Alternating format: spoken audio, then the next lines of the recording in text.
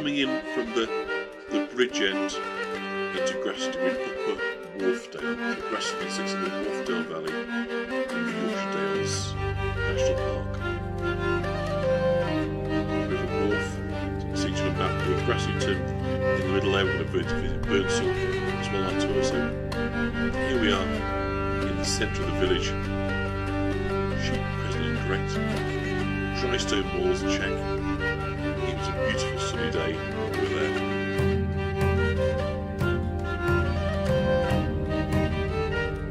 Snowing so nice just to a little lower or more loudly. Okay, so I speak more loudly as well. So coming into the village now, in the centre of it, and Grassington very much kind of walkers' paradise. And that's got the balance a bit better. Thank you, Rachel. So we're coming into the main village. You can't hear over that music. I'm trying to turn it down. Is that right? I was doing the wrong one, sorry. There we go. Hopefully that's sort of toned that down now. So we're in the high street coming into Grassington village now. So it's kind of walkers' paradise.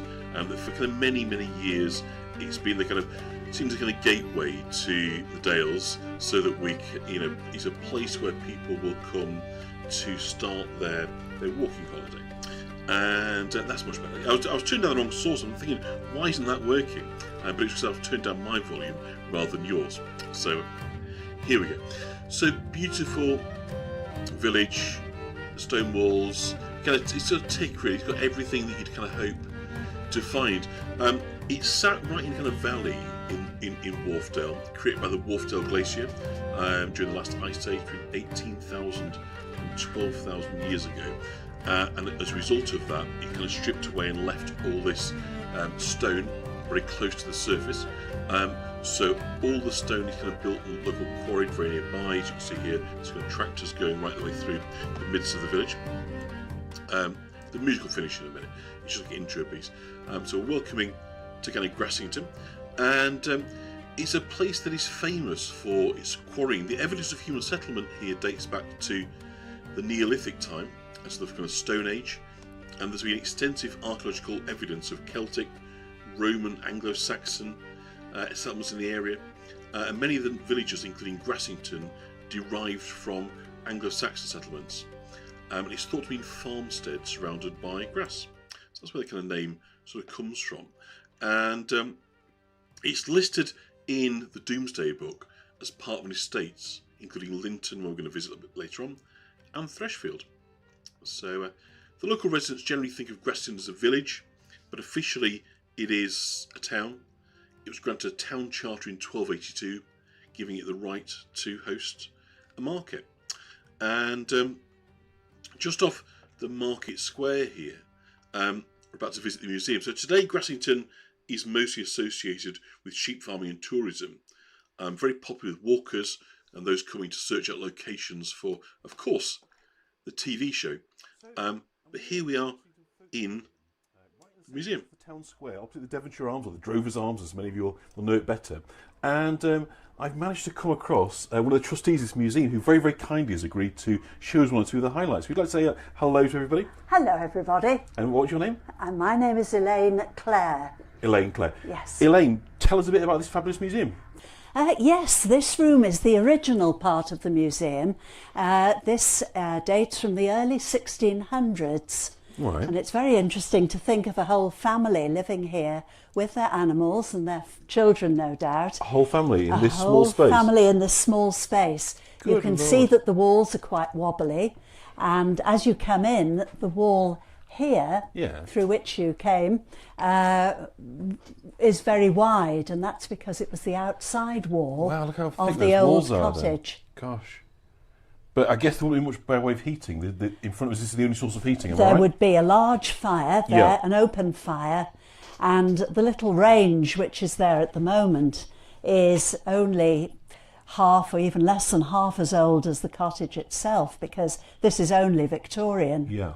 But it works. Would it have been a larger fireplace? And it would have been a big fire in there. We think that this is the original surround Yeah. to the old fireplace. And would they have burnt peat, or what fuel would they have built? That's a good question. Probably peat. Probably peat, yes, because there's a lot of peat Up on the on there, moors. yeah, absolutely, There yeah. is, yes. And some houses in the village have the right to cut peat, Yeah. which is called a right of turbary. Yes. Actually, my house does. Oh, really? Although it's not Not very very old. environmentally friendly these But, days, no, unfortunately. it isn't. We've No. never done it, but you could do in theory. So that would be the old fireplace with the big fire, and chickens, no doubt, maybe a pig or a cow, who knows. How would you sleep But, with all these animals and well, people? And it would be warm. It would be cosy. Where do you think they would have got the beds Yes. then? How would that have kind of Yes, worked? very Would that- cosy. would that little cots, or how would the Oh, the they would beds sleep work? on straw, wouldn't Yeah. they, on the hayloft? Right. Oh, Yes. so up above. Up here, up above our heads would be the hayloft. Oh, I see. Yes. But I mean, you really just get a sense of quite how modest this accommodation is. Oh, isn't it? extremely humble. Yeah. We believe that the man would have been an amateur lead miner, Yeah. so he would go off up the main street and on for another mile or two up the hill to where the lead mines were, but they were very modest. It was not exploited at all.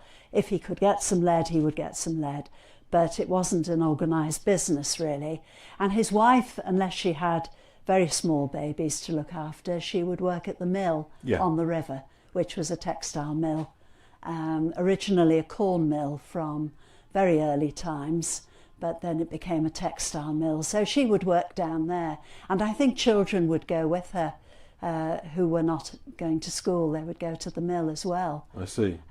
So it was a very hard life, really. I think that in front of the cottage would have just been spare land. Yeah. And then 100 years after this little family was living there, in the early 1700s, the Duke of Devonshire of the day made a good marriage when he married the daughter of a gentleman called the Earl of Cumberland, Right. another aristocrat, of course. And with this young lady, the daughter of the Earl of Cumberland, came the mineral rights. Ah. And I lot of think cash. I think the Duke probably thought, well, you know, if I get the mineral rights, I can see what I can do with the lead mining. Now, So of course, he did marry rather well, then, didn't he? he did, but then the Duke was a very good catch for her, wasn't he? Yeah, I suppose that brought her the yes. prestige, didn't it? And Yes. him the access to the cash and I the, think so. the resources. So. I think so, and they may have loved each other anyway. Let's hope so. So the Duke, because he had a lot of business acumen and also mining experience with his mines in Derbyshire and the Lake District and other places, he was able to bring his great experience to bear on the industry in Grassington and made it much more professional, much more successful. And for example, he had pumping equipment invented for the shafts, which used to get very flooded because it does rain here occasionally. So he had mining improvements made, and it was all much more successful. Much better tools and equipment, little wagon ways which could take the ore down to where the horses would be waiting, and it all became much more mechanised and over time a very successful business. But still hazardous working conditions. But of course they didn't realise how poisonous it was. No. By the end of the Victorian period, it was petering out. I think they had probably found all the ore which they could find without too much difficulty, and it just gradually declined. The question of economics, then it just becomes more and more expensive to get to the. Absolutely, and yes. Okay, so we're at the front now of the building. What can you tell me about this part We of the museum? are. This was an entirely independent cottage built in the early 1700s to house a lead mining family.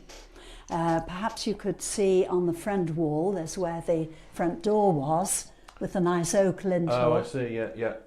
The nice oak lintel there. And the window may well have been much smaller, of course, in olden days. The fireplace is particularly splendid. Hanging over the fire, perhaps you can see a big disc, which is where they could cook oat cakes and the like. It's called a bake stone, or it might have been a stone, but that's actually metal. On the left, perhaps you can see a big stone shelf, and that's called a bake stone as well, and that was where perhaps oat cakes or a stock pot or things that needed to be cooked at a gentle heat and didn't need maybe very... proving doughs as well, perhaps, do you think? Possibly, anything that you need needed to wear warm, wouldn't you? Where it needed to be is warm. This a bread oven to this yes, side here? and on the right is a bread oven, which would have had a door, of course, but it's what you call a beehive oven.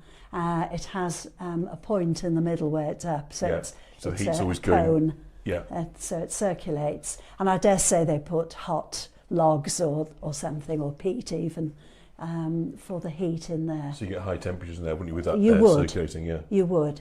So there are all sorts of things on display here.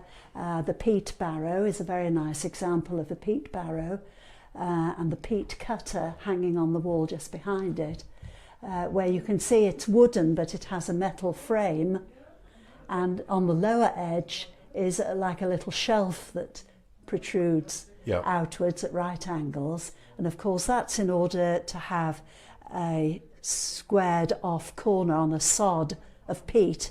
If you're cutting into a wall of peat, it would make it a proper sod shape. And also, as you pick it up, peat would be rather slimy and could slip off a flat spade, but it wouldn't slip off there because of the little sort of flange on the edge. And then it could be stacked up, couldn't it, and left? And then it can be stacked up to dry, and then it would be put on the peat barrow, exactly. So obviously the walls here are just a sort of a stone finish. Is that how the finish would have been, or would these have been decorated in any way? I don't really know. I don't know. I think the walls were stripped of plaster when the building was being made into a museum. But I think it's quite likely they were covered with some sort of painted plaster. It could well have been.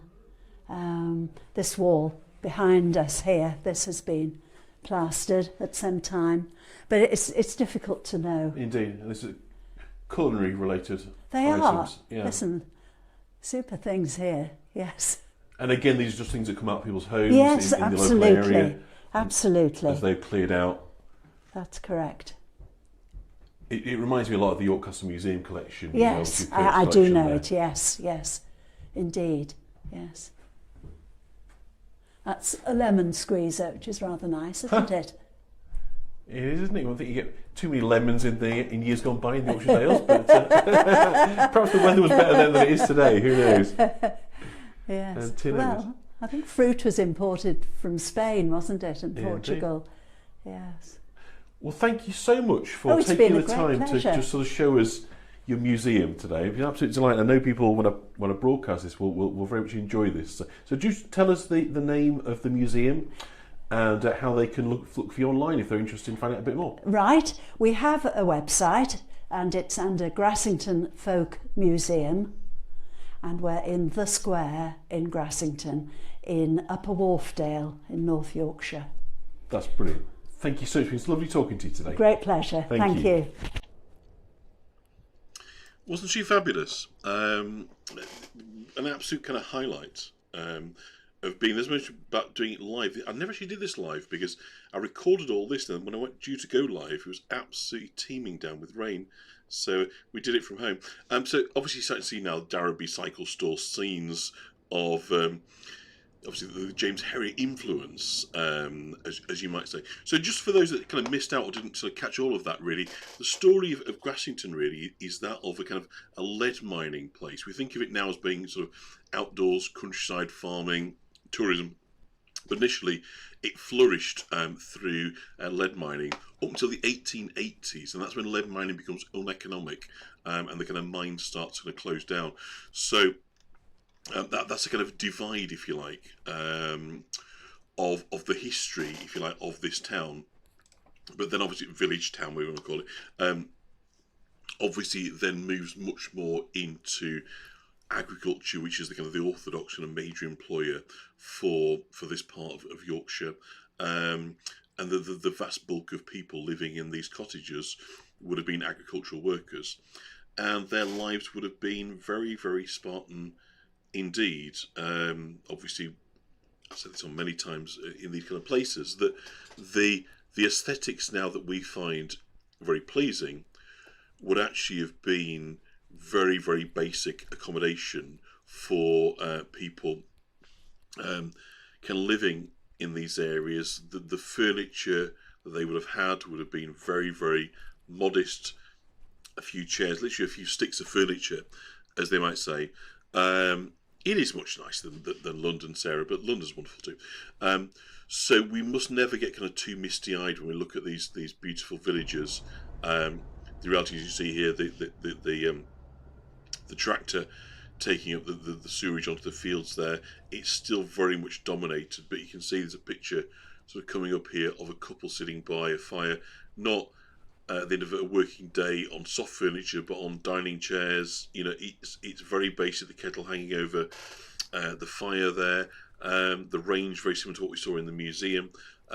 So, you know, before we get too misty-eyed, we need to be aware of the reality, the harshness, the basicness. Of course, no heating, no hot water, no fresh water, no indoor toilets, as to how people would have actually lived. That's not to say people would have been unhappy. That, of course, is what they would have been used to within the town, within that. So, but nonetheless, let's just kind of be aware of the fact. So we're kind of going up now towards the town hall in Grassington. It's very kind of small and cute. But there's always town hall, of course, will be the kind of the centre of activities. The town hall is the building we're coming into now, the centre of all the kind of civic activity, and that building has been there for sort of best part of kind of 200 years. So here we go now. This is the coronation of, I believe, George V.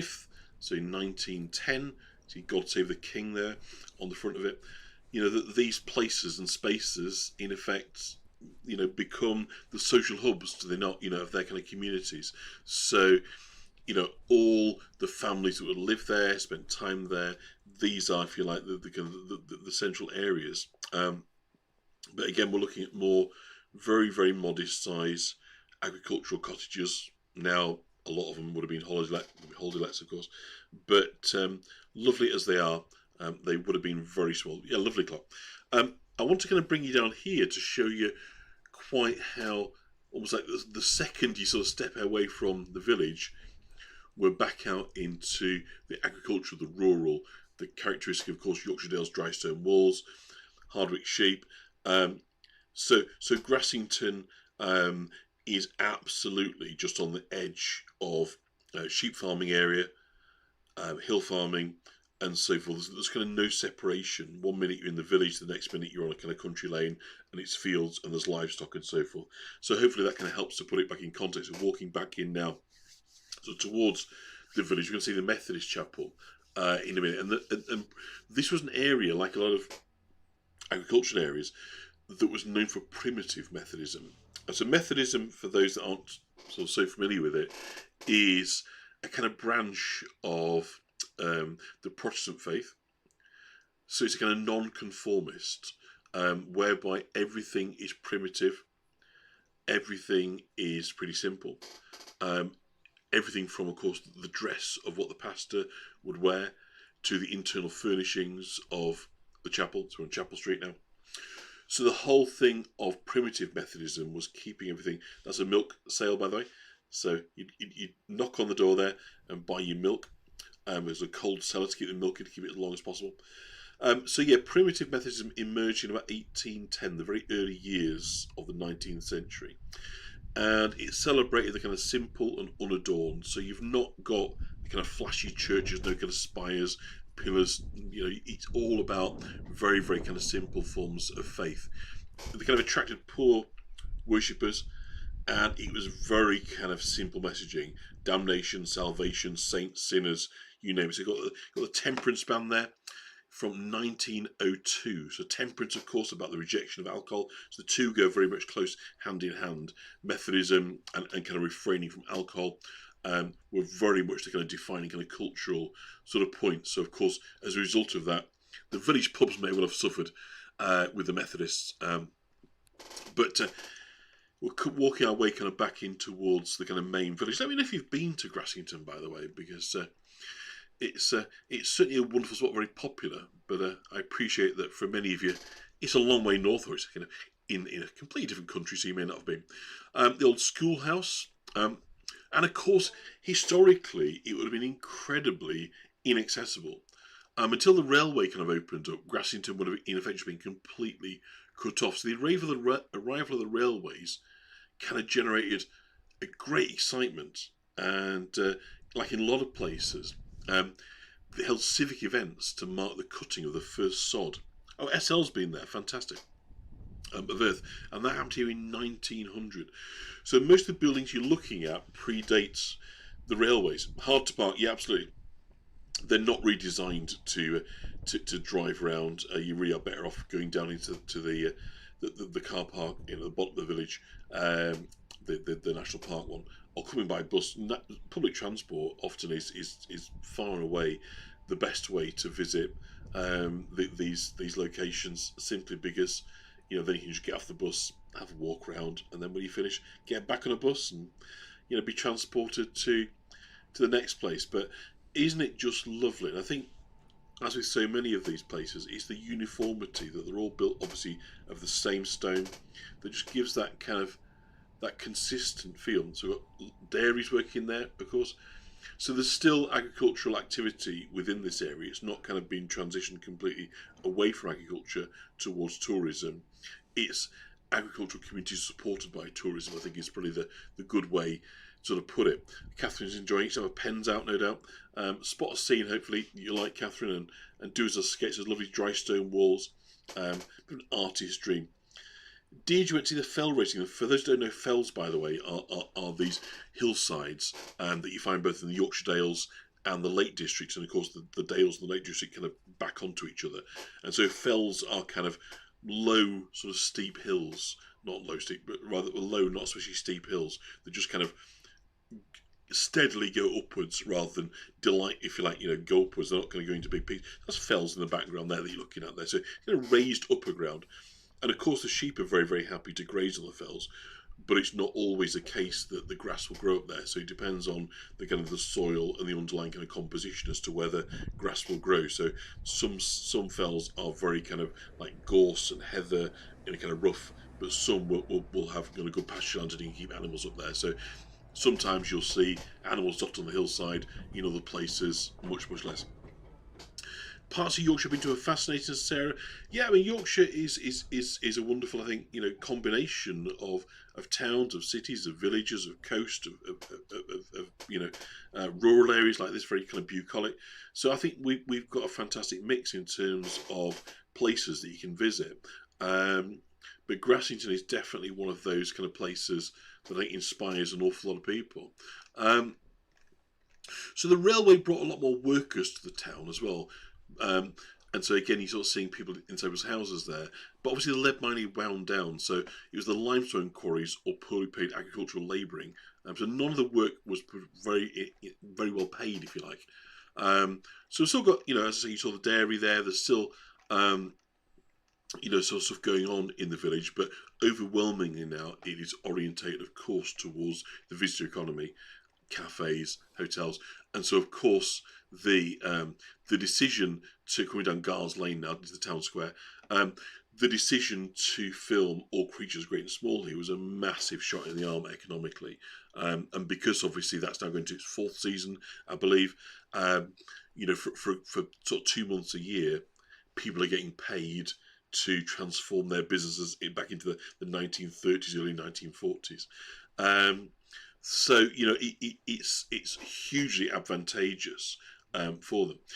But just before we kind of go back down, we're going to see the Congregational Church, which I don't know if Alison is also. This is a Skipton Congregational Church. Is linked to Grassington Congregational Church, and so again, this dates from the early part of the 19th century, I think 1812, I believe, that this church opened. For a long time, there hasn't been a kind of main parish church here. It's linked to Skipton. It was not big enough. But John Wesley preached in the village in May of 1782. First worship was in private cottages.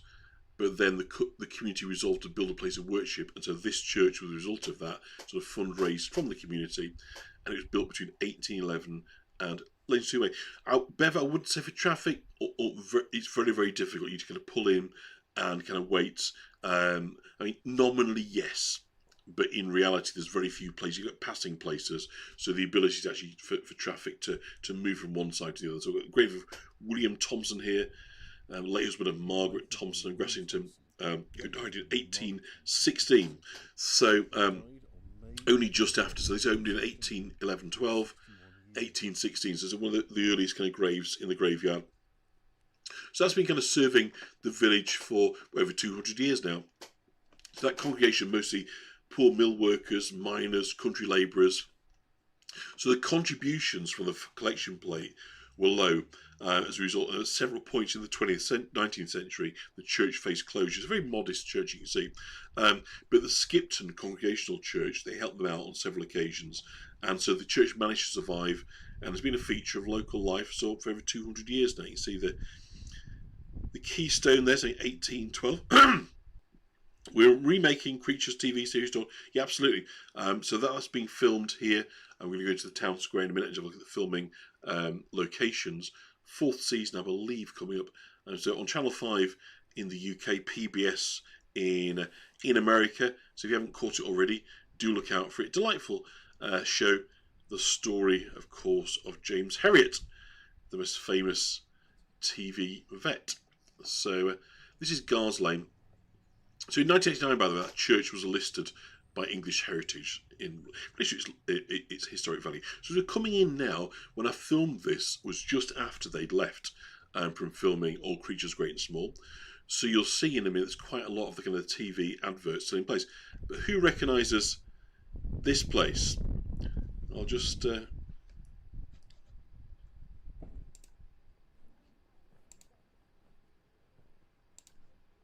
let's pause it for a second.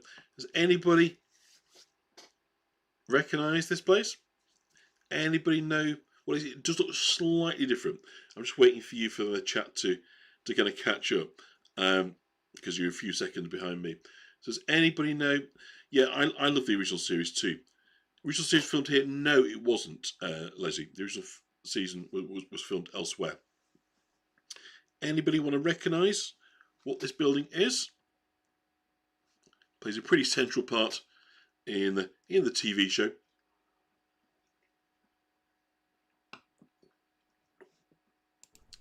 It is. Here we go. Skeldale House.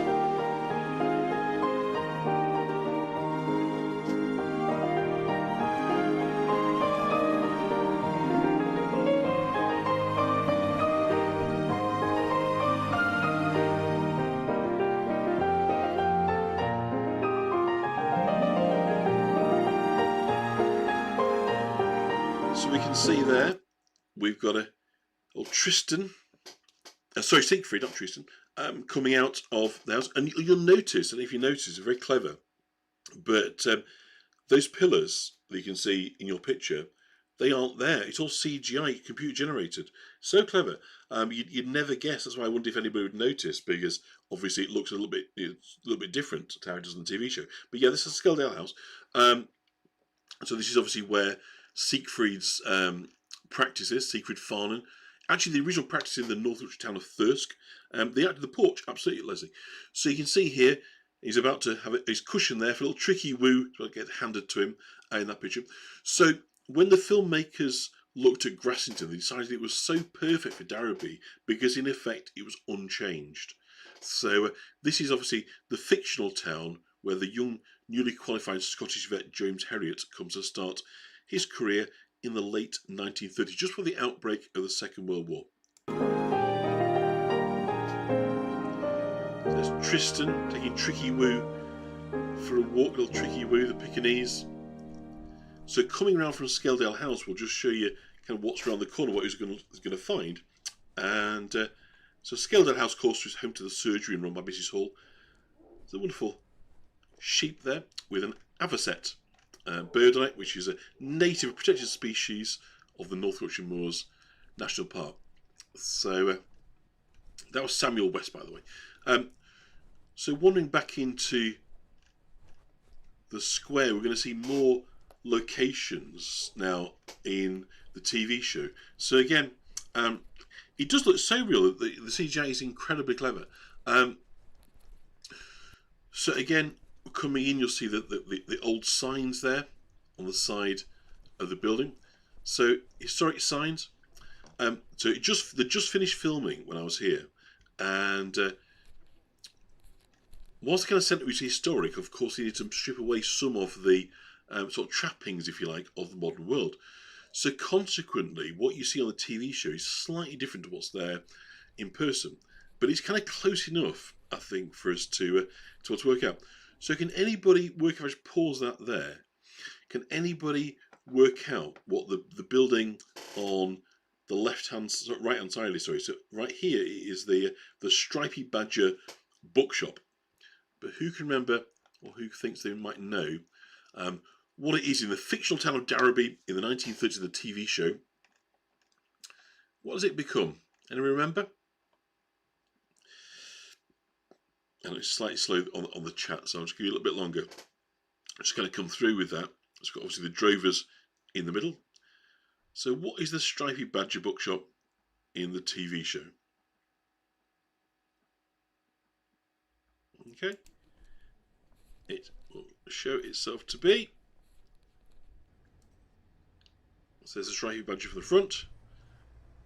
There is GF Endleby's grocery. So the grocery store, so the Stripy Badger's cafe for 2 months a year becomes transformed into the grocery store.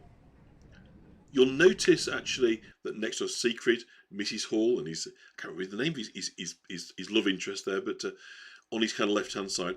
But you'll notice that the Stripy Badger costs 2 dollars, but in the TV show it's not. The ladies live in that house.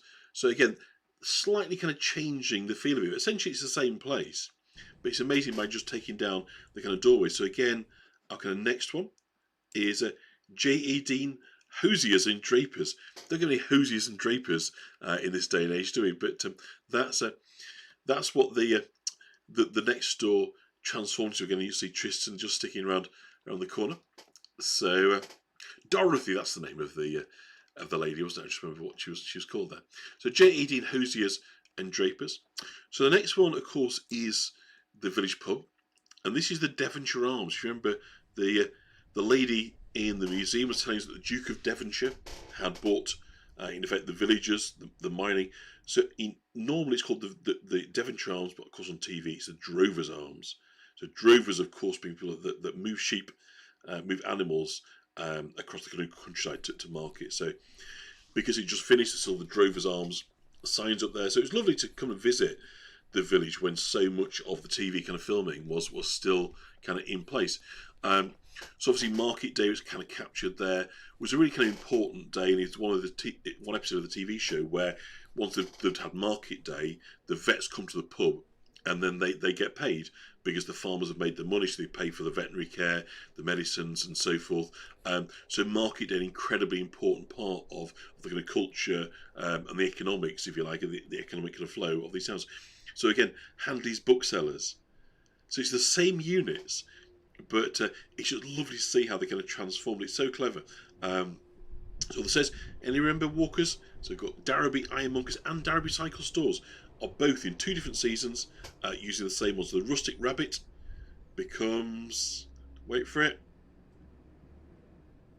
Ashley, yes, absolutely right, yeah. Michael. It's Higgin's Bakery. And of course, these business owners get paid, a handsome salary in order to kind of host the TV show. So it's a real kind of boost for them when the TV show is in town. So Hearst Laundry. Now the next one is very unusual insofar as Robert Bunny, the Gentleman's Outfitters, has the rare distinction insofar as that in the TV show it's still Robert Bunny. It was felt to be sufficiently of its period, if you like. They didn't need to change it, so it's the only one of the businesses in the village that doesn't change its name. So we've got the old village pump here in the centre, and a reminder, of course, that the fresh water was, not so many people had in their homes. You'd go to a village pump to get your supply of fresh water. So restored there in 2000, celebrate the millennium, and in tribute to the men of Grassington that died in the two wars of the 20th century, or the two world wars of the 20th century. So this bench here is dedicated to Robert Bunny, who was a clothier, 1935 to 2016. Of course, died before the TV show kind of came back in. So it makes you wonder what he would think of being kind of featured. So again, the post office becomes the tobacconist. So Siegfried's pipe is definitely kind of stocked up from there. And so it's remarkable. It's very, very kind of little, really. It has changed. The signs change, but I mean, it's remarkable, isn't it, how little actually needs to change for us to become convinced that we are in, a village or in the early parts of the first half of the 20th century. It really is quite charming. I think, if you haven't visited, I'd most definitely recommend that you do so. And if, of course, you can time it when they're filming, you may also see a star or two. So on to Linton now, a village very nearby. So you can see Grassington at the top, Linton almost directly below it. Because it was a rainy day, I did this filming kind of beforehand. So we're in the village now, just on the edge. So like a lot of these, beautiful, thank you, Dan. Like a lot of these villages, they're dominated by a big house, by a country estate, in this case the front end, the kind of stable block. This is a place that's very kind of dear to my heart. I spent many occasions as a child. There's photos of me sat on that fountain. We used to come here and camp very nearby. My dad would sit in the pub just outside on the kind of right hand side. There's a very, very shallow, beautiful little stream we can go down and visit in not Mayfair Castle, no. So there's the pub that he'd kind of sit outside of his beer. We'd go and play down by the stream. Poo sticks. I just play poo sticks on my... So Linton Beck runs through this kind of tiny village. And I think altogether there's maybe, about 200 people. After the village, it goes to Linton Falls, which we're going to see a little bit later on. But isn't it a wonderful spot? I think it's just so purely delightful. I'm pretty kind of slightly biased because I've spent so many happy days here, happy afternoons, kind of playing in the water down there as a little kid, and then coming back on many occasions afterwards and taking my children down there, having picnics. That I'm probably the wrong person. I've got no critical faculties because I love this little space so much. Obviously, beautifully dominated by the stable block of the hall. But I say it just leads down to Linton Beck here, and it's incredibly shallow, beautiful packhorse bridge. So we've talked about packhorse bridges so often in the All Points North group. So packhorse bridges are those that were built simply wide enough just for a packhorse. So long before cars and motorway transport, the way to move things was on horseback. So packhorses were literally laden either side. The walls alone. So we've come to a little bridge now over Linton Beck, and if you get a bridge and a beck, I think you're pretty much kind of duty bound to play. If you go to the top, Catherine, there should be tipplings. So I'm just going to pause it there for just 1 second to let the kind of chat pack up. So poo sticks. For those that don't know, we're about to have some live poo sticks. So poo sticks, of course, named after Winnie the Pooh. So it's in the E.A. Milne books, Winnie the Pooh. And very, very simple.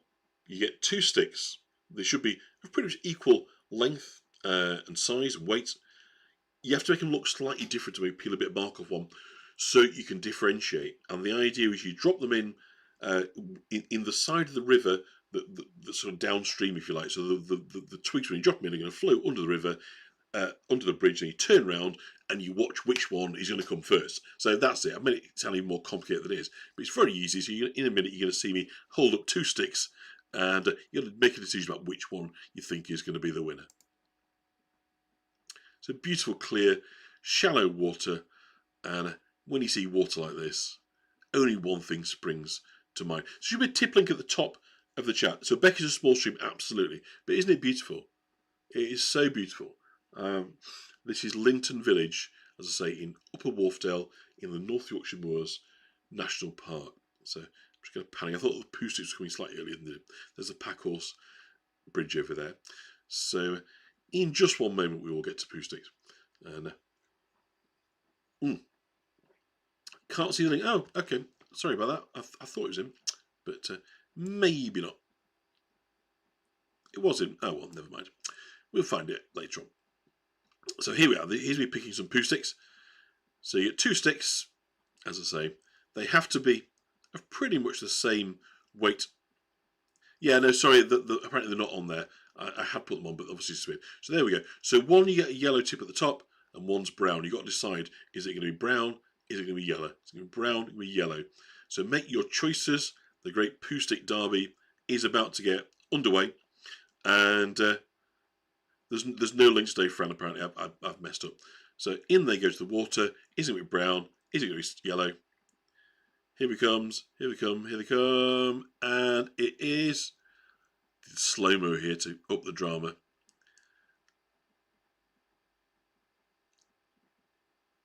I think we can say it is brown that came through. So if you said brown, give yourself a pat on the back. You are the winner of today's Poo Stick Stakes, live from Linton. So it's a rather kind of grey, wet day, as you can see here. I did this filming earlier, and then when I came to go live, actually the heavens opened. So this is why it's not sort of colourful as it might be. But you see it's a beautiful kind of bucolic spot. That water, that stream is probably only 6 inches deep, somewhere in that region. So you know, it really is incredibly shallow. I'll kind of take you up to have a look at the kind of water side now. But as I say, even being very, very little, there's pictures of me sort of playing in that water. I'm probably only aged, you know, maybe 18 months, tiny little one. Not Lupton, Linton is our village that we're in today. So Linton, Linton. So a beck, Joan, is just a very, like a small stream. So it's a subsidiary. It'll flow back into a main river. So in this case, it'll flow into the River Wharfe.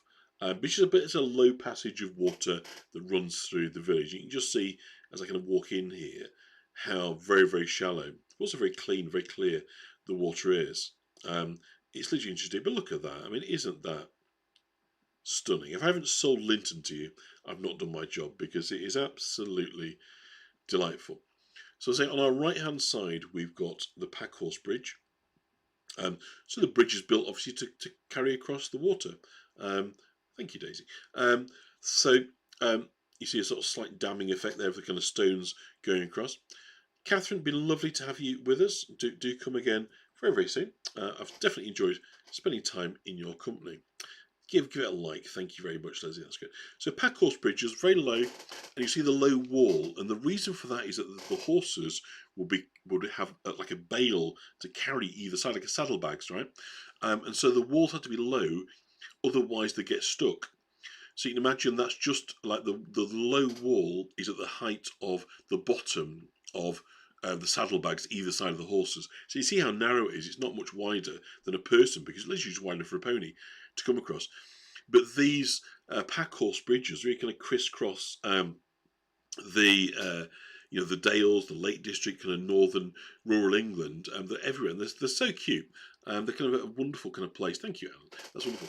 So we're going a little bit further down, about half a mile outside the village, into Linton Falls. First we're going to see some sheep.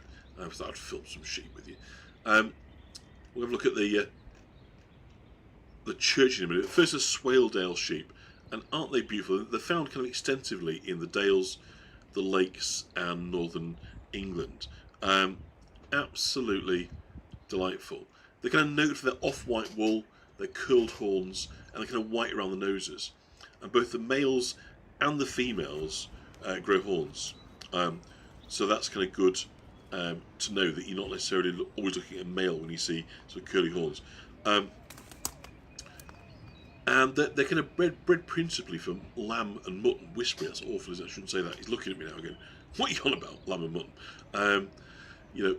But their wool grows kind of really thick, and it protects them from the elements, so they're able to withstand kind of really harsh winters.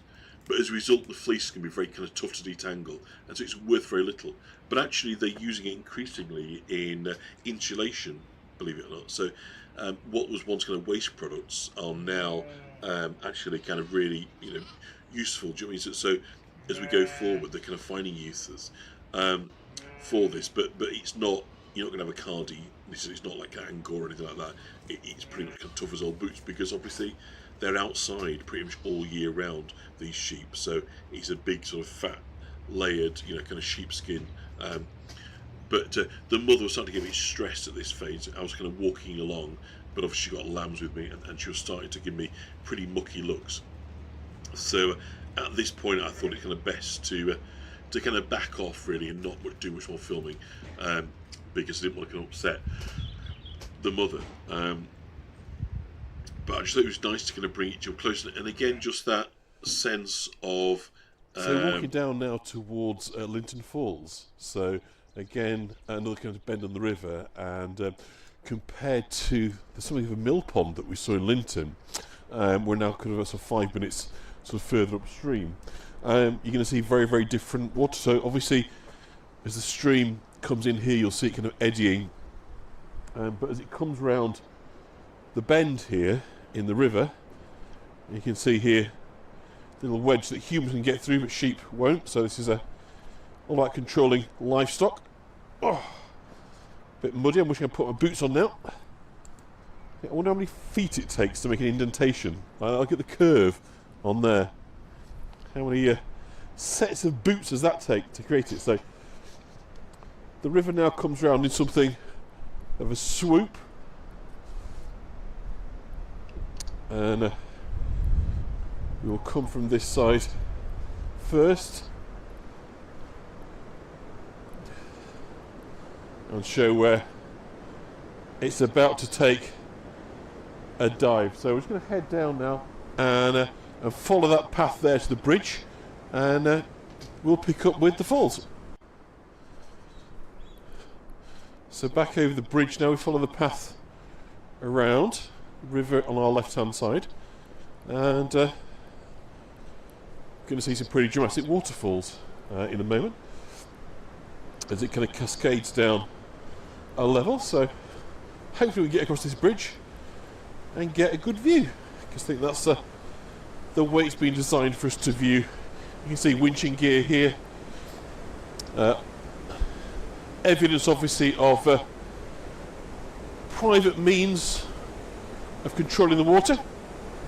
But here we are now, we're coming into the main section of Linton Falls on the River Wharfe.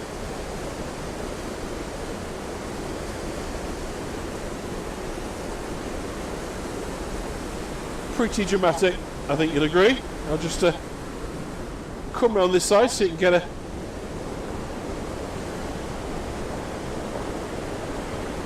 so the weir there is man-made.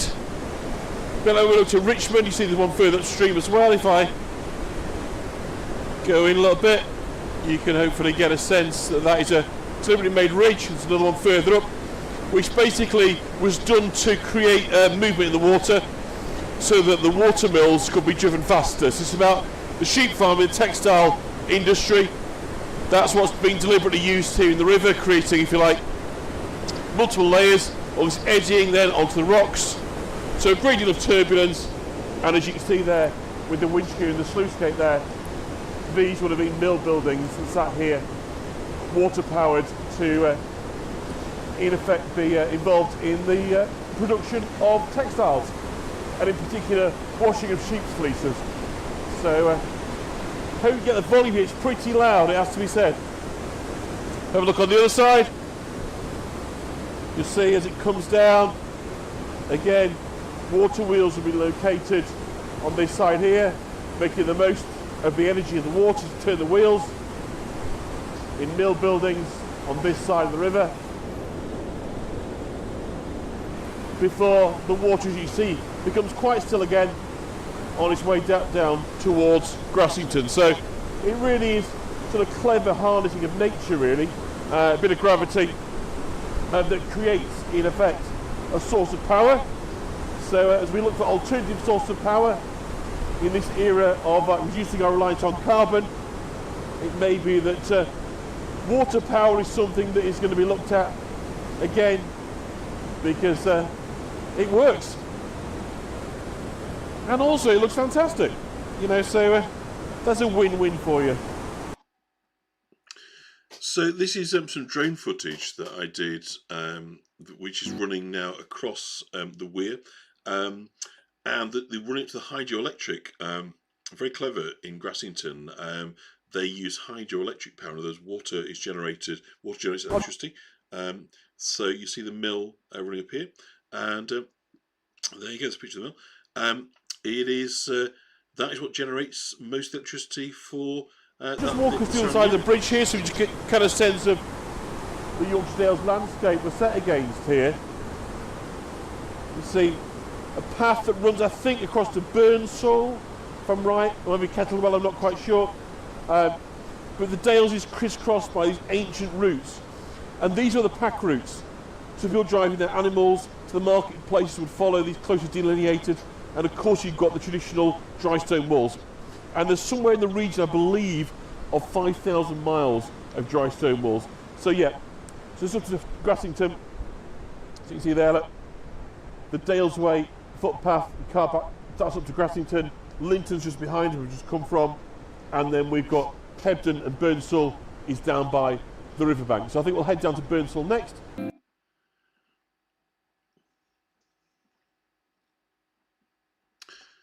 So coming into Burnsall, we first have a look at the area by the church.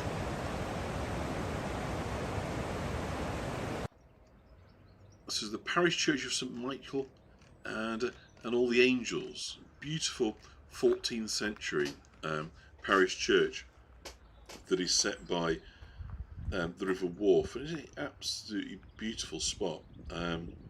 It's so peaceful. I hadn't really visited this church before.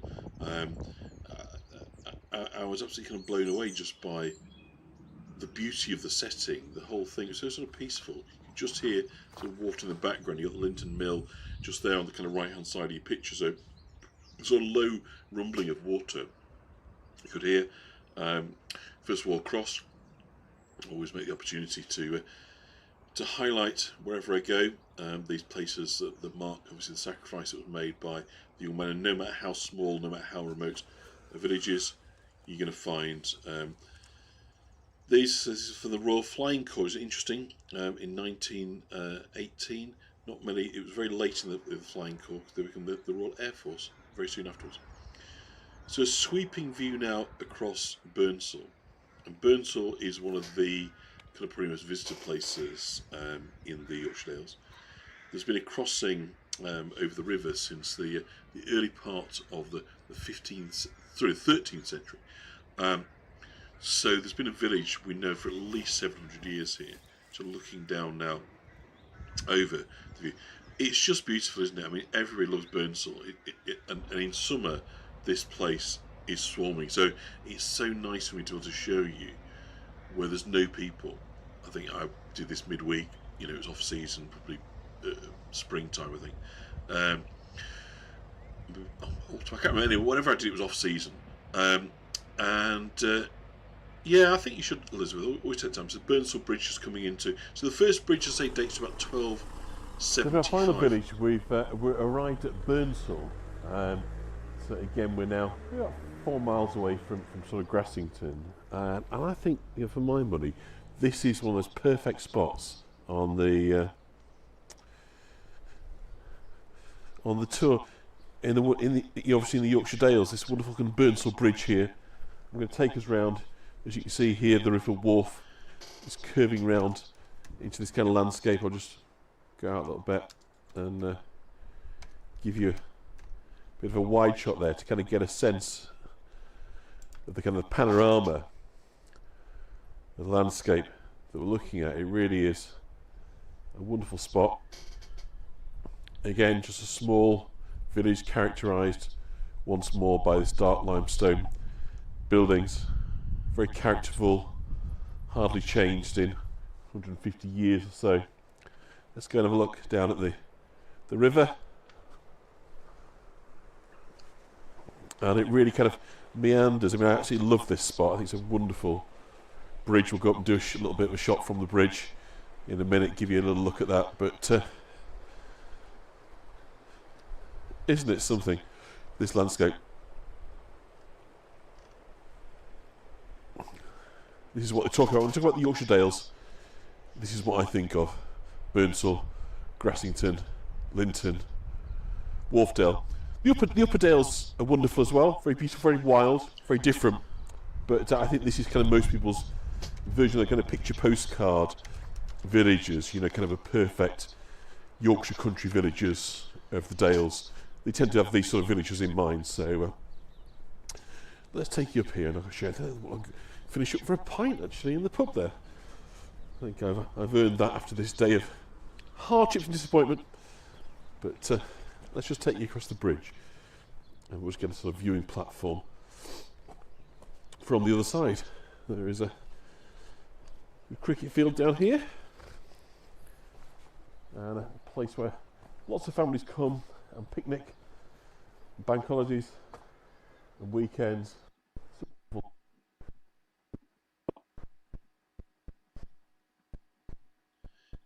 So you see, we're going over the bridge. So the bridge has been round in various iterations for hundreds of years, but this structure dates from the 1880s. I think I'll show you in a minute. The kind of keystone of it, and the reason is it was swept away. The old bridge collapsed in floods, so they kind of rebuilt. And Michelle, the Yorkshire Dales are kind of famous the world over for their kind of simple and sort of pure beauty. The undulating hills, the stone walls, the greenery, the limestone cottages, the bridges, you know, it just all sort of combines to, I think, create a very easy on the eye sort of spectacle. And some of it's much wilder than this. You go sort of further north, kind of Skeldale and so forth, where at Hawes, kind of a bit wilder. So this Water Burnsall Bridge, look, in 1884, the previous one kind of fell in the Great Flood of January of 1884. So that kind of dates that bridge. But the bridge has been there, a stone bridge since the early part of the 17th century. But what a spot. You know, you just stand there and the water, the sound of the nature. You can see fish very clearly kind of swimming along. And as I say, if you come here on a weekend, if you come here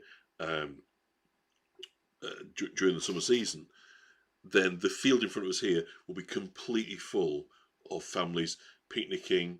There'll be tents on there. There'll be children playing. So it's lovely to be able to show you this. I mean, it was a very wet day. I still had to give up on doing a live tour and just do this filming instead. But it's lovely to be able to show you this without it being swamped with people, because generally speaking, if you were to come here, that field would be utterly dominated by people. But look at that setting. You know, it's just, you see the limestone kind of coming out through the top there. So this is, it shows why these fells, that they're not really, you can't really do anything with them. You can't grow anything on them because the stone is so close to the surface. But it does make aesthetically very pretty areas. It was lambing season, I remember now. I think there's a sign coming for lambing. So it must have been sort of March, April time that we were kind of down here. And you've got to be very careful during lambing season. They don't upset, thank you Deirdre, you don't upset or antagonise the mothers anyway, because they can become very, and thank you Beverly as well, they can become very, very unpredictable what they'll do when they're protecting their little ones. So be a bit careful as to what you do. But other than that, it's just lovely to be able to have, in effect, you know, this beautiful corner of the Yorkshire Dales to myself that day. As you can see, there's literally just nobody around, and so lovely to be able to film it and bring it to you, and just show you a place that is kind of very close to my heart and supposed to my identity as a Yorkshireman. That this is, yeah, I think you're absolutely right. It was definitely spring. I know it was lambing time, so we're definitely in spring, but I think it was midweek. So consequently, you know, because even in midweek, even in spring, at the weekends it'd be a lot busier than this. So it was just nice. I think I just kept dashing out. What I was doing was, I was kind of like rain busting, whatever that's called. You know, where you just literally, I was sat in the car and be hailing and then I get out of the car and film for 2 minutes and get back in the car and it started to rain again. And I stitched all this footage together. So it was never a result there to Lamington. I was never able to, absolutely God's goodness, I completely agree. I could never do this tour live at the time because A, I covered a lot of distance, and B, it just rained and rained and rained. So this was like literally jump out of the car, film for 2 or 3 minutes, start to rain again, get back in the car, like, and kind of wait until the next kind of break in the clouds. And so this is a kind of a portmanteau, as you might say, this filming of sort of putting together. But I think it works kind of nicely, and so I thought it'd be nice just to bring it back. I found it on my video, my computer the other day. I thought, I'm going to do this again because it's such lovely footage, and I think it's so nice to be able to see it, as I say, without people. So in effect, you're getting the pure essence of the Yorkshire Dales, rather than having to kind of fight to be able to see it because there's too many other people enjoying it. And of course, that's across the great curse, isn't it? You know, beautiful places, whether that be kind of town cities, coastal areas, beautiful villages, is everybody wants to be there at the same time, and so consequently, people kind of ruin it a little bit, don't they? But so lovely, I think, to be able to kind of see it in this way. So Burnsall, definitely, on the must go and visit place. So Burnsall Bridge, very famous. We're at the bottom of the kind of river wharf, and by this stage, look at that reflection in the waters. So it looks mill pond still there, and everything looks dry. You couldn't believe how much rain there'd been that day. It all seemed to be dry up very, very quickly. It makes me sound like I'm kind of making it up because it all's very dry, but I promise you, this has been a really, really wet day. Hailstones, everything. I remember when I actually called the original tour off, I was sat in the car in Grassington car park, and there was hailstones bouncing off the car. It was utterly impossible, but nonetheless, we salvaged something from the day. So I believe coming to the end of this now, I came to the village pub. He didn't want me to film inside the. It is Dolores. It's lovely. I really enjoyed doing this. So here I'm at the Red Lion Hotel in Burnsall. He didn't want me to film inside, which is fair enough. So I went in and I bought a pint, and I raised my glass to you all there at the end of this tour.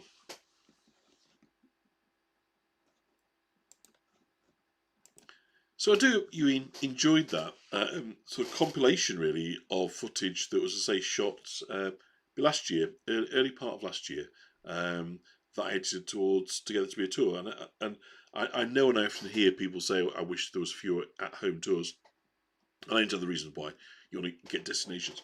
But at times like this, I think this is a good example of where it's a really valid medium, which is, on the day, the conditions just didn't lend themselves to filming, but also the ability to jump in the car, try and drive away from the rainy weather, and bring you several locations that actually wouldn't have been possible practically to do on one tour because it would have taken way longer than the hour's window to walk between these places. So I think in those circumstances, hopefully you'll agree that that's kind of valid. So I've really enjoyed showing that to you once again. Sorry I didn't put the Buy Me a Coffee links up there. And I know you've kind of found the YouTube pay link, so I need to find a way of getting that money. I don't know how to do that. But thank you very much. Yeah, I couldn't do it exactly, Fran. So sometimes I think you have to say, if it's not possible as a live tour, then this is another way of presenting. But you want to get the balance right, not too many at-home tours and plenty of destinations. So thankfully, Humphrey's on his last week of forced recuperation. After next week, I can start to leave him a bit more. So I'll be out and about and getting out there. So some getting into some destinations. Hopefully the weather will be good because it's rained and rained and rained and rained and rained of late. So you've not missed much in terms of me being in York or other places. It's been very, very wet. But nonetheless, thank you, Joanne. Thank you, Diane. Thank you, Leslie. Thank you, Anne. Dawn, everybody who's joined me today. Talking back to the child in Durham Dales, how wonderful. There'll be so much of North England, England's North Country, whether that is, Yorkshire, Pennines, Lancashire, Cumbria, beautiful, of course, Lake District. As Dawn was talking about there, kind of the County Durham, beautiful, Northumberland, stunning. It really is that there's so much on offer kind of across this county, so across the north rather. So do come visit. So thank you everybody for your time tonight. Thank you for your financial support and your goodwill, and bon ami, your company, your questions. I've enjoyed very, very much being with you. All good things must come to an end, and so I'm going to bid you adieu and leave you and say good night. Thank you.